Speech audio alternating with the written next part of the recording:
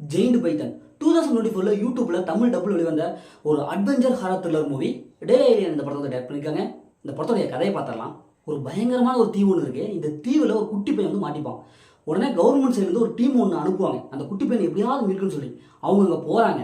அங்கே போனால் அந்த தீவில் ஏகப்பட்ட பிரச்சனைகள் பல சம்பவங்களாம் ஏகப்பட்டது இருக்குது. இப்போ அந்த பையனை எப்படி அந்த தீவுலேருந்து மீட்கிறாங்க, அப்படி மீட்கும்போது என்னெல்லாம் பிரச்சனை ஏற்படுது, இறுதியில் என்னாச்சு அப்படிங்கிறதா இந்த படத்துடைய வரலேன். இந்த படத்துடைய பாசிட்டிவ்னு பார்த்தாவே இந்த படத்தில் ஜிஜி ஒர்க் எஃபெக்ட்ஸ் கூட செம்ம வேறு லெவலில் பண்ணியிருக்காங்க.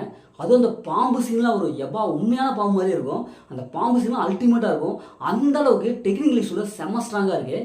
படத்துடைய அந்த டபுள் வாய்ஸ் நல்லா இருக்குது. ஒவ்வொரு தேட்டருக்கு அந்த டபுள் வாய்ஸை கொடுத்துருக்காங்க. படத்துடைய வீடியோ மியூசிக் சூப்பராக இருக்குது. படத்தை நடிச்சு எல்லாம் வந்து சூப்பராக பர்ஃபார்ம் பண்ணியிருக்காங்க. ஃபர்ஸ்ட் ஆஃப் வந்து கடைசி வரைக்கும் அவங்களோட பர்ஃபார்மன்ஸ் அல்டிமேட்டாக இருக்குது. அது அந்த குட்டி பையனெல்லாம் அந்த காட்டில் அப்படியே தடுமாறுவான். அந்த சீன்ஸ்லாம் செம்மையாக இருக்குது. அந்த காட்டுக்குள்ளார போய் அந்த பையனை தேடுவாங்க. ஃபர்ஸ்ட்டு ஒரு சம்பவம் வித்தியாசமான பிரச்சனைலாம் வரும். அதெல்லாம் இவங்க ஃபேஸ் பண்ணுவாங்க. அந்த சீன்ஸ்லாம் செம்மையாக இருக்கும். அந்த பாம்புல சும்மா சான்ஸே இல்லை. நான் சொன்ன மாதிரி அந்த பாம்பு பார்த்தா ஒரு பெருசாக மலைப்பாம்பு. என்னடா இது இவ்வளோ ஒரு பாம்பாக இருக்குதா, இவங்க எப்படா போராட போவாங்க அப்படிங்கிறத நம்மகிட்ட அப்படியே அந்த அளவுக்கு தான் நம்ம வந்து கிரியேட் பண்ணி வச்சிருப்பாங்க. ரெண்டாப்லையும் இவங்க அந்த பையனை அப்படியே நோக்கி போகும்போது கண்டுபிடிச்சிருவாங்களா மாட்டாங்களா, இந்த பையன் ஒரு பக்கம் அப்படின்ட்டு அப்படியே போராடி இருப்பான், இவங்க ஒரு பக்கம் போராடி இருப்பாங்க. இப்படி ரெண்டு விதமான அந்த ஸ்டோரி லைன் ரெண்டு விதமாக காட்டுவாங்க. அதெல்லாம் இவங்க எப்படா ஒன்று செய்வாங்க, எப்படா காப்பாற்றுவாங்க அப்படிங்கிற அளவுக்கு அந்த திக்கு வந்து ஏற்படுத்திக்கிறாங்க. இந்த படத்துடைய மைனஸ்ன்னு பார்த்தாவே ஸ்டோரி தாங்க. ஏன்னா இது மாதிரியான பல படங்கள் நம்ம 100 படங்களாக பார்த்துருப்போம் அதே ஸ்டோரியில் தான்.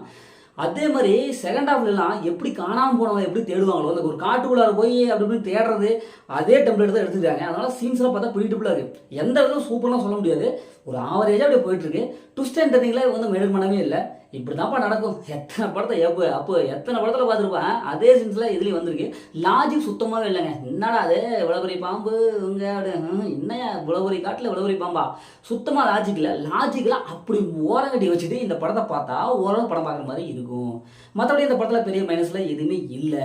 இந்த படத்தை ஃபேமிலி பார்க்கலாம், கண்டிப்பாக ஃபேமிலி பார்க்கலாம். படத்தில் அந்த மைனஸ் எதுவுமே இல்லை. முதல்ல படம் சூப்பராக சும்மா இருக்காங்க. இந்த படம் ஒரு ஒன் டைம் வாட்ச் தான் நான் சொல்கிறேன். ஓகே, இதே மாதிரி அடுத்த ஒரு புதிய மூவி ரிவ்யூஸ் மூலம் உங்கள் கழிவாரது.